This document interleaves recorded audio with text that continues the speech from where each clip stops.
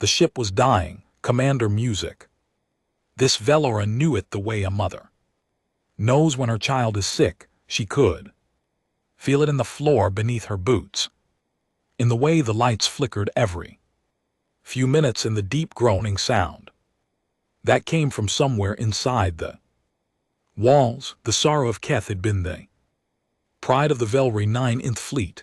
Now it was barely holding together. Fist stood on the command bridge and looked at the damage reports on the screen. Hull integrity sat at 31%. 2 of the 4 main engines were dead. The medical bays were full beyond capacity, and wounded soldiers lay in the hallways on blankets because there was no room left. The air recyclers were failing on decks 9 through 14, and the crew there had to share breathing masks in shifts. She was not alone in her suffering. Through the wide observation window, she could see the rest of her fleet drifting alongside her. 97 ships. That was all that remained. 3 months ago she had commanded 400. Then came the Battle of Oran's Drift, and the Danari Dominion had torn them apart like paper in a storm. The Danari were brutal, efficient, and they showed no mercy. They never did, Commander said. Lith, the fleet's chief navigator, he was young, barely past his first century, and his silver skin had gone pale from exhaustion. I have completed the scan of nearby systems, and Fis asked. She kept her voice steady even though her heart was heavy. There is one system within reach, a yellow star with 8 planets. The 3rd planet is habitable, class 12, ocean's atmosphere, plant life. He paused. It is populated. Fist closed her eyes. Classification category 7, pre-interstellar. They have basic space capability. They have reached their own moon, but nothing beyond that. Industrial civilization, primitive by galactic standards. That meant a young species still trapped on their own planet, still learning the basics of the universe. Galactic law was clear about such worlds. You did not contact them. You did not burden them with the knowledge of what lay beyond their sky. You certainly did not bring a war to their doorstep. But galactic law had not watched 300 ships burn. Galactic law was not watching her crew die slowly in dark hallways. How far, she asked. 14 hours at our current speed. Fizz looked at the damage reports one more time. 14 hours. Some of her ships would not last 14 hours, but the nearest Allied port was 6 weeks away, and they would never make it, not even close. She made her decision. Set course, she said quietly. All ships take us to Sol 3. The fleet turned slowly, painfully, like a wounded animal dragging itself toward water. 14 hours later they arrived at the edge of the system. The yellow star was warm and bright, and the 3rd planet was beautiful. It was blue and green and white, wrapped in clouds, shining like a jewel against the black of space. Fist had seen many worlds in her long career, but something about this one made her pause. As the fleet moved closer, things began to happen very fast. The planet was surrounded by thousands of small machines, satellites. Lith called them primitive observation and communication devices. The moment the fleet entered range, every single one of those satellites detected them. Within minutes, the planet below erupted with radio signals, thousands of them, millions. Every frequency was alive with noise. Fist did not need to understand the languages to know what they were saying. Fear, confusion, all they see us, Lat said unnecessarily. Of course they do, Fist replied. 97 Warships are hard to miss, she watched. The planet's surface through the long range sensors, she could see military vehicles moving, aircraft taking off, ships at sea changing course. The whole world was reacting at once, like a body flinching at a sudden sound. Dice knew. She had to speak to them before fear turned into something worse. She activated the ship's communication array and connected it to the linguistic AI. The system had already been absorbing the planet's radio signals and building a translation matrix. It was not perfect, but it would do. She took a breath and spoke, "People of this world, we are the come from far beyond your star. We are not invaders. We are not conquerors. We are wounded. Our fleet has suffered a great defeat and we are dying. We ask only for time and for raw materials, so that we may repair our ships. We will not harm you. We will not take from you by force, and when we are able, we leave your world exactly as we found it. This is our promise." She ended the transmission and waited. The bridge was silent. Everyone was watching. Hours passed. The radio signals from the planet continued, but now they were different. Fisk could hear the tone changing even without translation. There was argument, debate. Some voices were angry, some were afraid, some were something else entirely, something she could not quite identify. Then, nearly 48 hours after her message, a single transmission came back. It was on a clear frequency, strong and direct.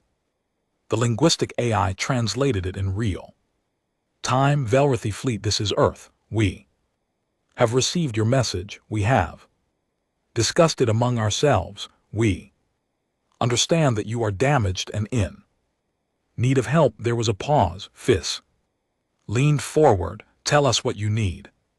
Fisk blinked. She had expected conditions. She had expected suspicion, demands, threats.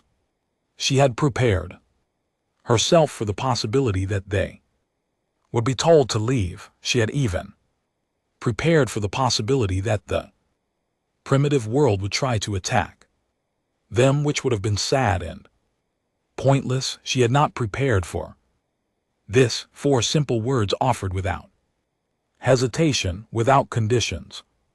"Tell us what you need." Fisk looked at Lith. He looked back at her with wide eyes. Neither of them spoke for a moment. Commander LRA finally said, "What do we do?" Fisk turned back to the screen, looking at the blue planet below. She did not know yet what kind of people lived down there. She did not know their history, their nature, their hearts, but in that moment she felt something she had not felt in a very long time. "Hope. We tell them what we need," she said, "and we see what happens."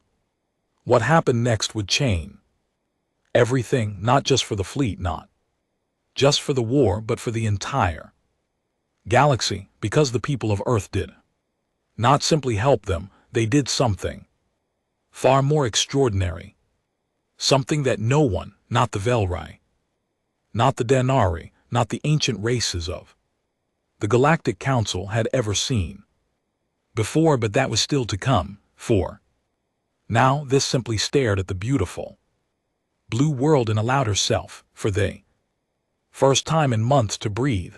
This sent the list down to the planet on the second day. It was long and detailed. She needed whole-grade metals, titanium, iron, nickel, and aluminum in large quantities. She needed conductor compounds for the power systems. She needed chemical coolants for the engines. She needed organic materials for the medical bays, things that could be processed into medicines and tissue repair gels. The list went on and on. She estimated, based on what she knew about Category 7 civilizations, that it would take the people of Earth somewhere between 8 and 10 months to gather even a portion of what she needed. That was fine. She could keep the fleet alive. That long if she was careful. It would be slow and painful, but it was possible. 11 days later, the first shipment arrived. Fist stood in the cargo bay of the Sorrow of K and watched as human transport shuttles docked, one after another. They were ugly machines, loud and graceless, burning chemical fuel and shaking violently as they connected to the docking ports, but they were full. Every single one of them was packed with materials, tons of refined steel, aluminum ingots stacked like bricks, drums of chemical coolant, crates of organic compounds carefully labeled in a language Fisk could not read, but which the AI translated in real time. 11 days, not 10 months. 11 days, how? Fisk asked, and she was not ashamed to admit that her voice shook. The answer came from a human woman named Dr. Elena Vargas, a material scientist who had been sent up with the first wave of supplies. She was small by Velry standards, barely reaching Fisk's chest, with dark hair tied back and eyes that were sharp and restless. She spoke quickly, as if there were never enough hours in the day for everything she wanted to say. We were told, Vargas said simply, steel mills in Pennsylvania, refineries in India, mines in Australia and Chile. Governments talked to each other. Factories changed their production lines. People volunteered for extra shifts. Some of them haven't slept in a week. She shrugged as if this were normal. You said you needed help, so we helped. Fisk did not know what to say. In 30 years of military service, she had dealt with dozens of species across the galaxy. She had seen generosity and she had seen cruelty, but she had never seen anything like this. An entire planet, a species that had never even met another intelligent race before, mobilizing everything they had for strangers in 11 days, and that was only the beginning. Within the first month, human engineers arrived in orbit by the hundreds.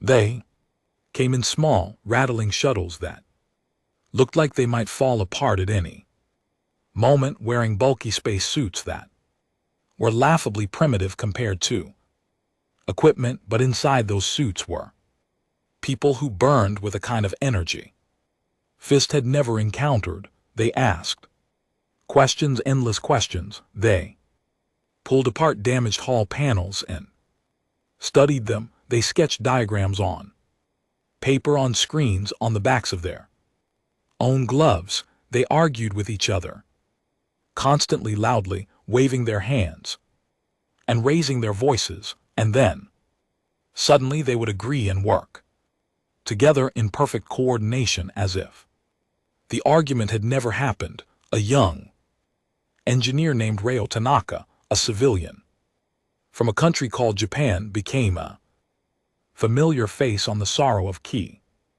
He was quiet compared to the other humans, but his mind was extraordinary. He spent 3 days studying the ship's repair systems, then came to this with a proposal. Your repair drones are good, he said, very precise, very careful. But they work alone. Each one does its own job without talking to the others. He held up a small device, a tablet, showing a simulation. We have something called swarm logic. It lets machines work together like a group, sharing information, dividing tasks, helping each other. I have designed new drones using your blueprints and our AI. They can cut your repair time by 60%. Fisk looked at the simulation. The drones moved like a school of fish, flowing around damage, each one knowing exactly where the others were and what they were doing. It was beautiful. Build them, she said. Meanwhile, Dr. Vargas And her team had done something even more remarkable. They had taken samples of the damaged hull alloy and studied it. In their laboratories, both on the surface and in makeshift labs they had set up in orbit, the alloy was advanced far beyond anything humans had created. But Vargas did not see it as something to admire from a distance. She saw it as a puzzle to solve. Within 3 weeks her team had not only learned how to produce the alloy, they had found a weakness in its molecular structure, a tiny flaw in the way the atoms bonded together under stress. It was a flaw the Velry had known about for centuries but had accepted as unavoidable. Vargas did not accept it. She used a human technique, something called friction stir welding, adapted to work at the atomic level and eliminated the flaw entirely. The new alloy was 12% stronger than the original. Your people accepted this weakness for centuries? Vargas asked. This one evening as they reviewed the test results together, it was considered a natural limitation of the material. This replied. Vargas shook her head. There is no such thing as a natural limitation. There are only problems that haven't been solved yet. Fist stared at her for a long time. She was beginning to understand something about humans. They did not see the universe the way other species did. Where others saw walls, humans saw doors that had not been opened yet. Where others accepted what was, humans demanded what could be. It was not just the engineers and scientists who changed things. In the medical bays, human doctors and nurses worked alongside healers. The two species were very different biologically, but the humans learned fast. They studied anatomy with the same fierce curiosity they brought to everything else, and they did something more. They sat with the wounded. They talked to them even through the clumsy translations of handheld devices. They brought food from the planet below, strange food full of flavors the Velry had never tasted. Some of the wounded soldiers laughed for the first time in months. One evening Fiss walked through a medical bay and found a human woman sitting beside a Velry soldier who had lost both arms in the battle. The woman was holding a small device that played music. The soldier was listening with his eyes closed, and there was peace on his face that this had not seen since before the war. This did not interrupt. She simply watched, and she felt something crack open inside her chest. General Marcus Cole, the military liaison assigned by Earth's emergency coalition, was different from they scientists and engineers. He was calm, measured, and he watched everything with careful eyes. He did not ask many questions about the Velroth. He asked questions about the Danari. Tell me about the ones who did this to you, he said to Fiss during one of their meetings. Why? Fiss asked. Cole looked at her steadily. Because if something out there is powerful enough to do this to a fleet like yours, we need to understand it. Not tomorrow. Now. Fiss studied him. There was no fear in his eyes. There was something else, something cold and calculating and very, very patient. She had seen that look before in the eyes of predators. She told him everything. 6 weeks after the fleet's arrival, Fiss sent a report to the Velry High Command. She had thought carefully about what to say. In the end, she kept it simple. The people of Earth are not a Category 7 civilization, she wrote. I do not know what category they belong to. They learn faster than any species I have encountered. They adapt faster. They create faster, and they do all of this Not because they were asked, but because they chose to. I have no classification for what they are. I only know that I am grateful they chose to help us, and I am grateful they are not our enemy. She sent the message and turned back to the window below. The blue planet turned. Slowly, shuttles moved back and forth between the surface and the fleet, carrying materials, carrying people, carrying hope. But something bigger was happening, something Fist could feel but could not yet name. The humans were not just fixing the ships, they were changing everything, and they were only getting started. The repairs were finished. This could hardly believe it. But it was true. In just 6 weeks the fleet had been restored. Every hull was sealed, every engine was running. The medical bays were clean and stocked, and the wounded were healing. 97 ships ready to fly again. Fist began preparing to leave. She drafted messages of gratitude. She organized a small ceremony to thank the human workers who had spent weeks in orbit far from their families. She felt something deep and warm toward these strange, loud, endlessly surprising people, and she wanted them to know it. Then General Cole asked for a meeting. They sat in the command room of the Sorrow of K.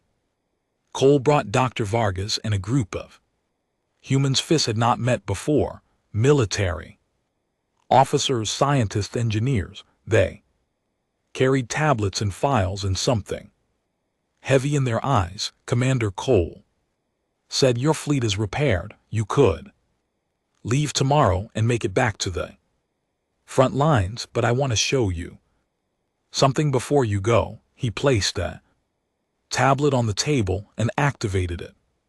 A holographic display appeared showing a detailed map of Denari fleet formations, attack patterns, weapon signatures, and communication networks. Fist stared at it. The level of detail was extraordinary. "How did you get this?" she asked. "You shared your battle data with us," Cole said. "My analysts have spent the last 6 weeks studying it, every engagement, every tactic, every weapon the Denari used." He paused. "Commander, I will be honest with you. If you go back out there with the same ships, the same weapons, the same tactics, you will lose. Again, the Drari have already adapted to the way you fight. They know your patterns. They will be ready." The room was silent. Fist felt the weight of his words settle on her shoulders. She had known it in her gut since Orin's drift, but hearing it spoken aloud made it real. "What do you suggest?" she asked. Cole looked at Vargas. She stood up and began to speak. "We have been doing more than just repairing your ships," she said. "We have been studying them, learning how they work, and we have been thinking about how to make them better." She activated another display. It showed a cross-section of whole plating, 2 layers side by side. One was the standard alloy, the other was something new. "This is a hybrid material," Vargas explained. "Your alloy bonded with a carbon nanotube lattice that we have been developing for our own aerospace programs. It is 40% lighter than your current armor. It absorbs and disperses energy. Weapon impacts far more efficiently, and it is stronger." She played a simulation of weapons fire, hitting both materials. The standard alloy cracked and buckled. The hybrid material flexed, absorbed, and held.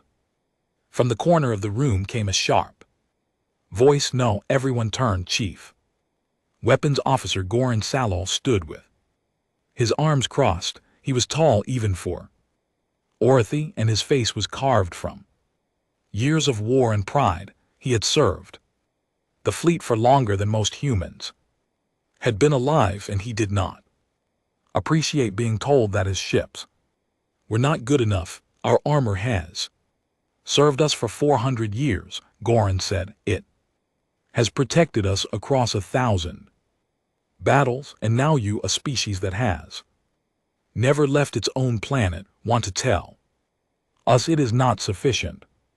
Vargas looked at him without flinching. She was a full meter shorter than Goran, but she met his gaze like she was looking at an equal. Your armor is beautiful work, she said. Truly, your engineers are brilliant, but brilliance does not make something perfect. Your alloy has a bonding weakness under sustained thermal stress. Your own engineers knew about it. They accepted it. We did not.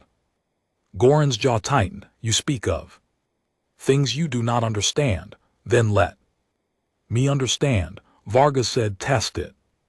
Right now, take our hybrid armor and your standard armor, shoot both of them with the most powerful weapon on this ship. If yours performs better, I will apologize and never mention it again.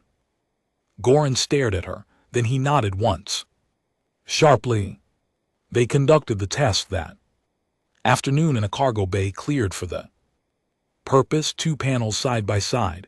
Goran himself operated the weapon, a high-energy beam cutter used for ship-to-ship combat. He fired at the standard panel. First, it held for 3 seconds, then cracked, then shattered. Then he fired at the hybrid panel. It glowed, it flexed, it held. He kept firing. 10 seconds, 20, 30. The panel was hot and scorched, but it did not break. He stood very still for a long time looking at the panel. Then he turned to Vargas. Your engineering is crude, he said. Yes. She agreed. It is stubborn. Yes. He looked at the panel again. Something changed in his face. Not defeat.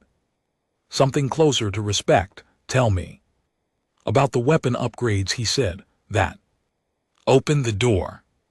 Over the next 2 weeks, the humans presented upgrade after upgrade. A team from Earth's most advanced research institutions unveiled an electronic warfare system. Humans, it turned out, had spent decades fighting each other using signals, codes, jamming, and deception. Their electronic warfare technology was crude compared to galactic standards in some ways, but in other ways it was terrifyingly creative. They thought like tricksters. They did not just try to overpower enemy signals, they confused them, corrupted them, turned them into nonsense, adapted to Danari communication frequencies. The system could tear apart enemy fleet coordination. Then came the weapons. The Rothai fought with precision, 1 shot, 1 target, maximum power. It was the way they had always fought. The humans proposed something different. They called it distributed firepower. Instead of one powerful cannon, they suggested fitting each ship with dozens of rapid-fire kinetic batteries alongside the existing beam weapons. The Danari build their shields to handle your beam weapons, explained a human weapon specialist. They tune their defenses to 1 type of attack. If you hit them with 2 types at once from multiple directions, their shields cannot adapt fast enough. You overwhelm them. Goran had initially resisted every change, but after the armor test he listened, and the more he listened, the more he understood. These humans were not trying to replace engineering, something wild and unpredictable and dangerously effective. The most difficult conversation came last. General Cole stood before this and made a request she had not expected. 200 of our people want to join your fleet, he said. Military advisors, engineers, tactical specialists, volunteers, all of them. Fist shook her head. This is not your war, General, Commander Cole said, and his voice was Quiet but firm, we have seen what is out. There now we know about the Denari, we know what they do to the species they conquer. If they defeat you, they do not stop, they keep going. Eventually they reach us. He paused. Let us help not because we owe you, because it is the right thing to do. Fist looked at him. For a long time, she thought about the soldiers she had lost. She thought about the ones she might still lose, and she thought about these humans who had known about the stars for barely 6 weeks and were already ready to fight for them. Very well, she said, 200. The day before departure, Fist walked through the sorrow of Keth alone. She moved slowly, running her hands along the walls, feeling the ship around her. It was the same ship she had commanded for 15 years, the same corridors, the same rooms, the same bones, but it was different now. The walls were lined with hybrid armor, new weapon arrays sat in housings along the hull, strange human screens glowed beside Velrathi. Controls, 2 kinds of engineering woven together. The ship felt alive in a way it never had before. It felt strong. It felt ready. Fist stopped at a window and looked out at the fleet, 97 ships, all upgraded, all restored, all carrying something new inside them. Human technology, human ideas, human stubbornness. She whispered to herself, alone in the corridor with the stars watching through the glass. What have they made us? She did not have the answer yet, but the Denari would find out soon enough. The Reformation fleet dropped out of faster than light travel at the edge of the orange sector, and the stars that greeted them were the same stars that had watched them flee 3 months ago. This stood on the bridge of the sorrow of Kay and felt the memory of that retreat like a scar. She remembered the burning ships, the screaming on the communications channels, the terrible silence that followed. When ship after ship went dark, she would not run again. Sensor report, she said. Lith's hands moved across his console. 612 Drenari. Warships, Commander. They have fortified the sector defense platforms at all major points. Their flagship, the Fist of Dreth, is at the center of the formation. 600 against 97.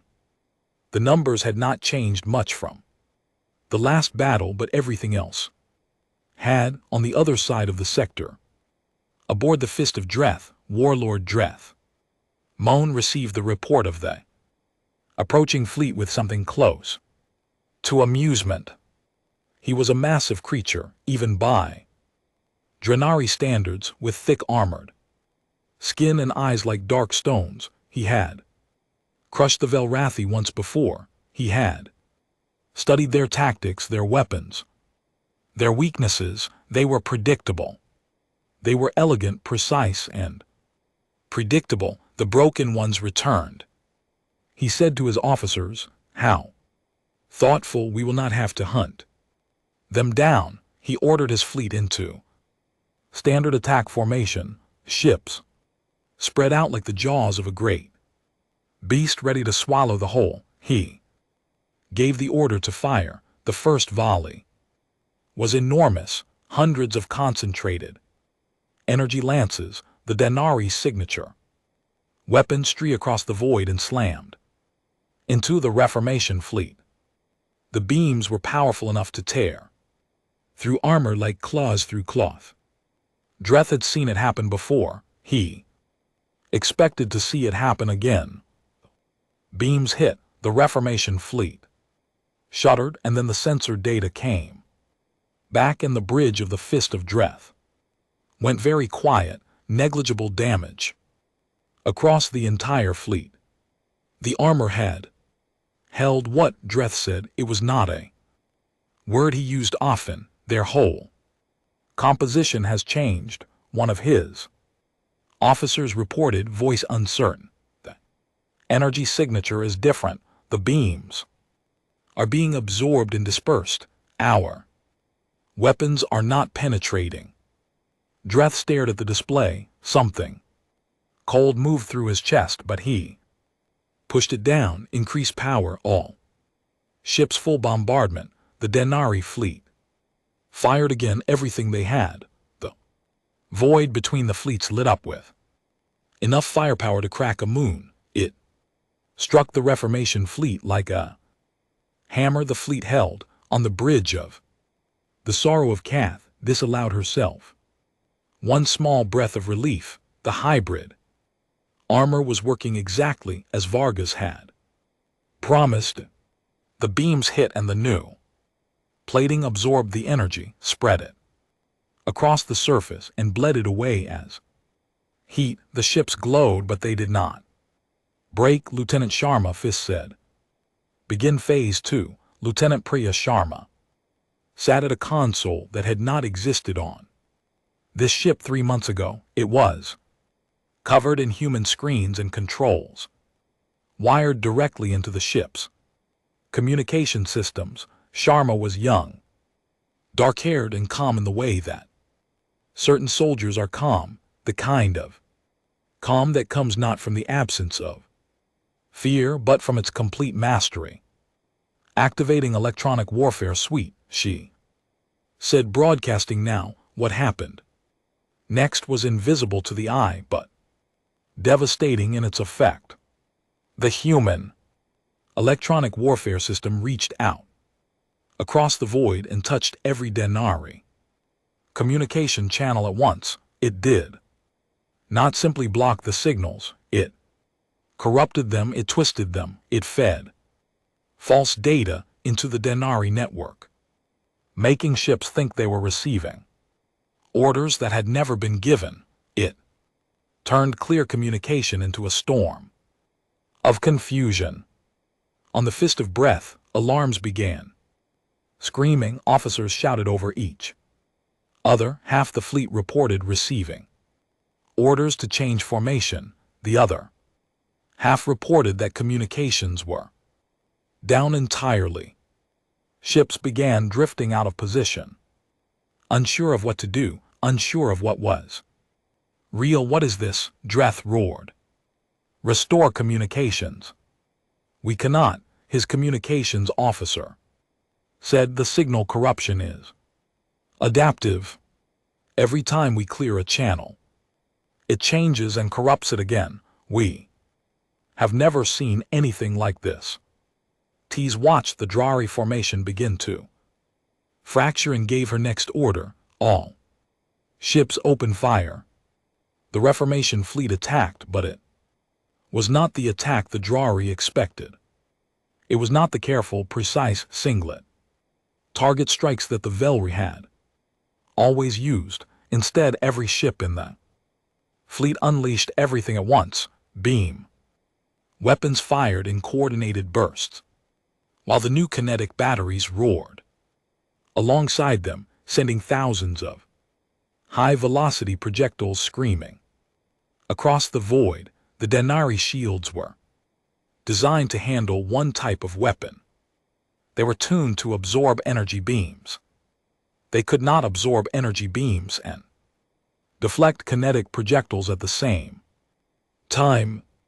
The shields flickered, overloaded, and collapsed, and then the dual bombardment hit Bear Hall. Drari ships began to die. Goran Saul stood at the weapons command station and fired with a grim smile on his face. He had spent 2 weeks learning the new systems, drilling his crews, running simulations. He had complained about every change, questioned every modification, but now, watching the kinetic batteries tear holes in ships that his beam weapons could never have touched alone, he understood the humans had not replaced his weapons, they had unleashed them. Target the command ships, this ordered. Break their coordination. It was already broken. Without communication, the Drari fleet was a collection of individual ships, each fighting alone, each making its own decisions. Some tried to retreat, some charged forward blindly, some fired on each other by mistake as the jamming fed them false identification data. Fist saw the chaos and made her next move. It was a tactic Sharma had taught her, something humans had used in their own wars for thousands of years. Fist ordered the center of her fleet to fall back, slowly, deliberately, as if weakening. The flanks held position. Dreth saw the center retreating and did what any aggressive commander would do. He pushed forward, driving his ships into the gap. It was instinct. It was what he had been trained to do, pursue weakness, crush it. But the weakness was not real. It was a trap. When the Drenar center pushed deep enough, Theas gave the signal. The flanks of the Reformation fleet closed in from both sides like the jaws of a vice. The retreating center stopped and turned. The Drenar found themselves surrounded, trapped in a killing box with enemies on every side. The human repair drones, Tanaka's swarm, logic machines worked throughout the battle. Whenever a ship took damage, the drones swarmed to the breach and sealed it in minutes. Ships that would have been lost in any other battle stayed in the fight, patched and functional, refusing to die. The Battle of Orans Drift 2 lasted 4 hours. When it ended, over 400 Drari ships were destroyed or captured. The Reformation fleet had lost 9-9. On the burning bridge of the Fist of Dree, Warlord Drethmone sat in his command chair and stared at the sensor data as his ship shuddered around him. His fleet was gone. His formation was gone. Everything he knew about war had been proven wrong in a single afternoon. Analyze the foreign technology signatures, he ordered. His voice, his surviving analyst worked through the data with trembling hands. The whole modifications, the weapon systems, the jamming technology, they are not in origin. They come from an unknown source. What source? A planet designated Sol 3. It is listed in the galactic records as a Category 7 world. Pre-interstellar primitive, Dreth said. Nothing for a long time. He looked at the wreckage of his fleet, scattered across the void, destroyed by weapons that came from a world of primitives who had never left their own star system. For the first time in his long and bloody career, Warlord Dreth Muvon felt fear, not of the Velrathi. He had fought the Velrawi his whole life. He felt fear of whatever was living on that small blue planet, that world of creatures who had never seen the stars, and yet had changed the shape of a galactic war. His final transmission to the Danari High Command was short: do not go near Sol 3, do not provoke them, do not make them look at us. Then his ship was boarded and the war changed forever. The news of the Battle of Orans Drift 2 traveled across the galaxy like fire through dry grass. It moved through military channels and diplomatic networks, through trading posts and smuggler routes, through whispered conversations in the halls of a 100 worlds. A defeated fleet had returned from the edge of known space and crushed an enemy twice its size, and it had done so using technology from a planet nobody had ever heard of. Within weeks the war changed shape. Drari forces pulled back from 4 key systems, not because they were defeated there, but because they were afraid. Their commanders looked at the data from Orans Drift and could not understand it. The Rathai had been broken.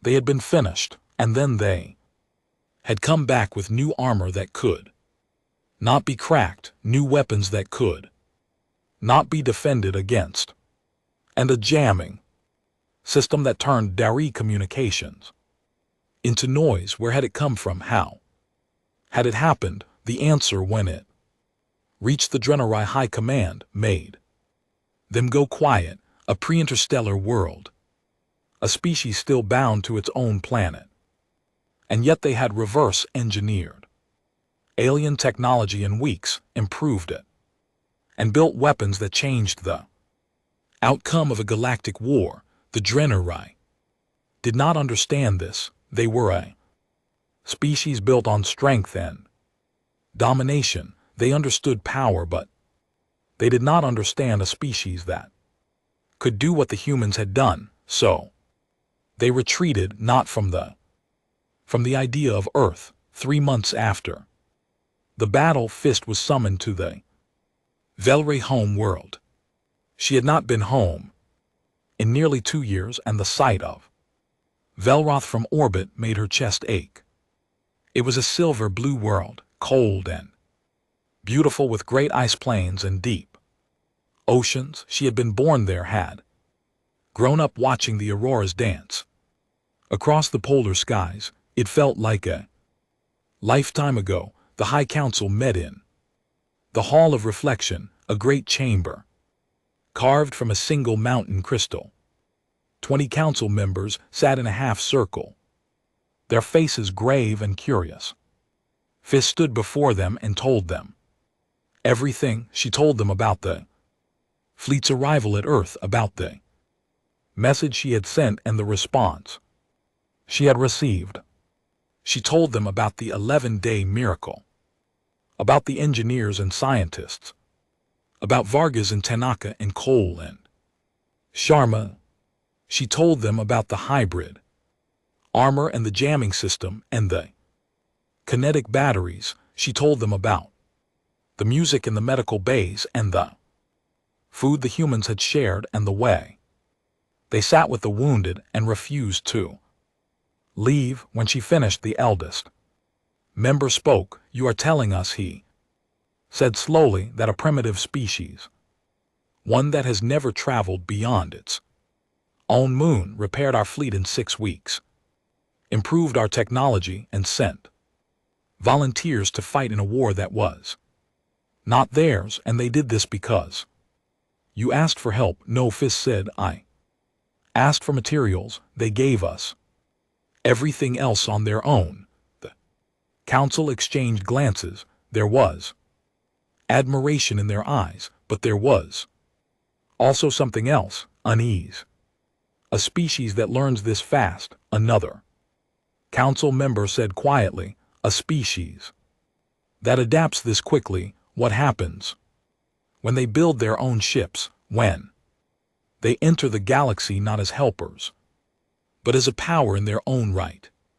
Fist had thought about this. She had thought about it many times during the long journey home. "Then we had better make sure they enter as our friends," she said. Before the council could respond, a message arrived. Ambassador Yel Soreth of the Galactic Council was requesting an audience. He had traveled from the Central World specifically to discuss the Sol 3 situation. Soreth was a tall, thin being from a species known for its diplomacy and its caution. He arrived at the Hall of Reflection with 2 assistants and a face full of concern. He was polite but direct. "The Galactic Council is aware that an unregistered species has been involved in the Velry Draenei conflict," he said. "This is a violation of the non-cont protocols. Category 7 worlds are protected precisely because they are not ready for galactic involvement." Fist stepped forward. "With respect, Ambassador, those protocols were written for worlds that need protection. Earth does not need our protection. If anything, they protected us. Commander, the protocols exist for good reason. Pre-interstellar species are vulnerable. Introducing them to Galactic conflict could destabilize their entire civilization. Their civilization is not destabilized. This replied, it is united. For the first time in their history, every nation on that planet is working together. They are not confused or frightened. They are building. Sareth insisted on visiting Earth. Himself, Fists accompanied him. They arrived to find a planet transformed. The Velry event, as the humans called it, had changed everything. The old divisions, the borders and arguments and rivalries that had defined human history had not disappeared entirely, but they had become smaller, less important. The people of Earth had looked up and seen that they were not alone, and the sight had rearranged their priorities. International space programs had merged into a single organization. Scientists from every country worked side by side, studying the Velry technology, not just replicating it but pushing it further. In orbit around the planet, Fist could see the skeletal frames of new ships. Human ships. They were rough and unfinished, ugly by galactic standards, built with the same stubborn, graceless determination that humans brought to everything, but they were real. General Cole met them on the surface. He shook Sareth's hand and led him through facility where human engineers were building the first generation of interstellar engines. Sareth watched in disbelief. These engines should have taken decades to develop. The humans had built working prototypes in 3 months. How is this possible? Sareth asked. We had good teachers, Cole said, nodding toward this, and we are fast learners. Later, in a private meeting, Sareth confronted Cole about the implications of what Earth was doing. You understand, Sareth said carefully, that the Galactic Council may have concerns about a new species entering the interstellar community so rapidly. There are processes, evaluation steps that must be followed. Cole looked at him. He was calm and steady, his hands folded on the table. When he spoke, his voice was quiet, but it filled the room.